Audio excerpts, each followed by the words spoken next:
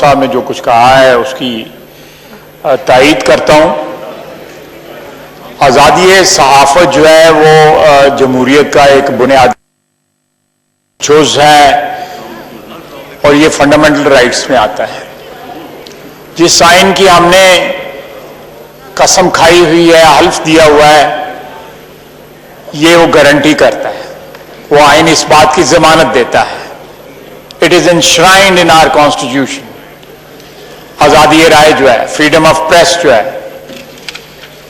تو اس کو اس طرح پولیس کو, ریاستی اداروں کو استعمال کر کے اس کو آوازوں کو دبانے کی کوشش پچھلے 72 سال میں ہمارے ہاں نہیں, دنیا میں جہاں بھی کوشش ہوئی, سچ کو جو ہے کبھی چھپایا نہ جا سکا. تو یہ حکومت جو ہے اپنے طور طریقے ٹھیک کر لے, لوگ تعریف کریں گے. جب ان کے طور طریقے ٹھیک نہیں ہیں تو لوگ کس طرح تعریف کریں؟ اس طرح لوگوں کو اٹھانے سے یا لوگوں پہ مقدمے بنانے سے, یا میر شکیل الرحمان کو 128 دن ہوئے اندر کیا ہوا ہے, ان کو زیر حراست ہے, ان ہتھکنڈوں سے کبھی سچ دبایا نہیں جا سکتا. یہ قانون فطرت ہے, ہمارے آئین کے علاوہ یہ قانون فطرت ہے. یہ سچ جو ہے وہ ہمیشہ وہی فتح پاتا ہے, سچ جو ہے اس کو کبھی شکست نہیں دی جا سکتی. بہت بہت شکریہ جناب. جی علی محمد خان صاحب. سر, جیسے ڈپٹی اسپیکر صاحب آپ مناسب سمجھیں, ایک ایشو انہوں نے اٹھایا ہے, اگر مناسب سمجھتے ہیں تو اس پہ انٹیریئر منسٹری کی طرف سے رسپانس آپ لے لیجئے. ظاہر ہے کہ جو بھی کارروائی ہوتی ہے حکومت تو قانون کے تحت ہی کرتی ہے, تو ان کی طرف سے اس پہ رسپانس ضروری بنتا ہے کہ انٹیریئر منسٹر صاحب یا ان کا کوئی بھی نمائندہ پارلیمنٹری سیکرٹری صاحب یہاں پہ آ کے پھر بتا دیتے ہیں کہ ایشو بیسیکلی کیا ہے اور اس کی ڈیٹیلز کیا ہیں.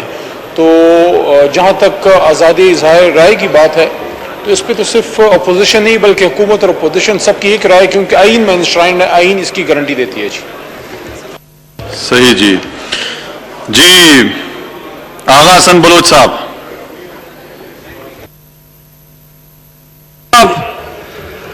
کہ آپ نے مجھے بولنے کا موقع دیا.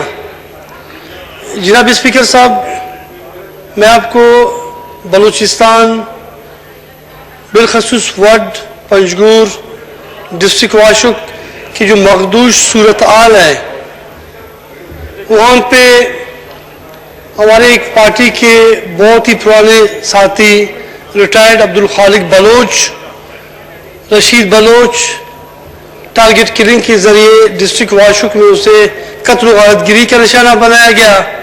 اور اسی طرح پنجگور کے حالات اور بالخصوص وڈ جو بلوچستان نیشنل پارٹی کے قائد سردار اختر جان مینگل صاحب کا جو گاؤں ہے, وہاں پہ ایک ہندو تاجر کی گزشتہ دن قتل و غارت گری ٹارگٹ کلنگ کے ذریعے.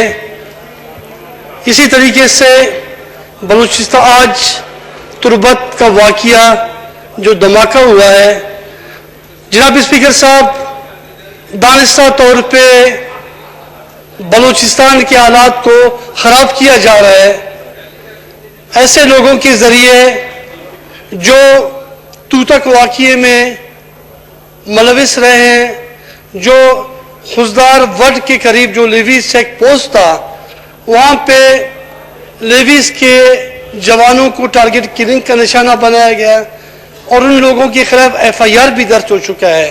ڈیتھ اسکواڈ کے لوگ ہیں, لیکن جناب اسپیکر صاحب, ایک عام پولیٹیکل ورکر یا کوئی کوئٹہ میں دو شخص یا بلوچستان میں آپس میں لڑائی کر جاتے ہیں تو پولیس 3 سے 4 دفعہ ان کے گھروں پہ چھاپے مارتی ہے.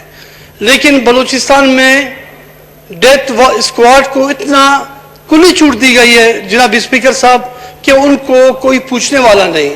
ابھی آپ اندازہ لگائے, بلوچستان نیشنل پارٹی کے قائد سردار اختر جان مینگل, بلوچستان نیشنل پارٹی جو قومی جمہوری پارلیمانی جدوجہد کے ذریعے بلوچستان کے حقوق کی جنگ لڑ رہے ہیں, سیاسی طریقے سے, جمہوری طریقے سے, عوام. لیکن آج ایک بار پھر خزدار کے وڈ کے حالات کو, امن و امان کو تہ و بالا کرنے کی کوشش کی جا رہی. جناب اسپیکر صاحب, तो इस हवाले से आज आपने जो मौका दिया, यकीनन आज मैं ये कहना चाहता हूँ, अगर वाकई बलूचिस्तान में जमहूरी जद्दोजहद को रोकने की कोशिश की जाती है तो यकीनन हालात मजीद मखदूश होंगे। आज जो भी किसी पार्टी से ताल्लुक़ रखता हो, अगर कोई भी किसी क्रिमिनल एक्टिविटीज़ में मुलविस है, इंतज़ामिया सूबाई हुकूमत के अरबाब इख्तियार की जिम्मेदारी है कि उन्हें गिरफ्तार करके उन कातिलों को गिरफ्तार किया जाए। आपको तो पता है जनाब स्पीकर साहब, अक़लियती बरादरी हिंदू बलूचिस्तान के बलोच इलाकों में सदियों से हज़ारों सालों से कारोबार कर रहे हैं, लेकिन आज वो अपने आप को गैर महफूज समझ रहे हैं।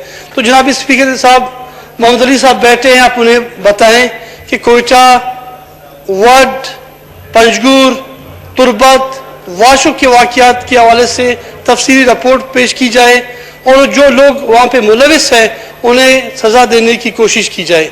मेहरबानी जनाब। बिल्कुल, जो भी यहाँ पे पाकिस्तान में अक़लियतें रहती हैं उनका तहफ़्फ़ुज़ उसी तरह आम जो तमाम शहरियों के बराबर है। तो मैं समझता हूँ कि तमाम अक़लियतों को जो तहफ़्फ़ुज़ देना वो हुकूमत की ज़िम्मेदारी है और इंशाअल्लाह मैं भी दरख्वास्त करूँगा कि जल्द से जल्द जो है वो कातिलों को गिरफ्तार किया जाए और उनको सज़ा। जी जनाब अताउल्लाह साहब।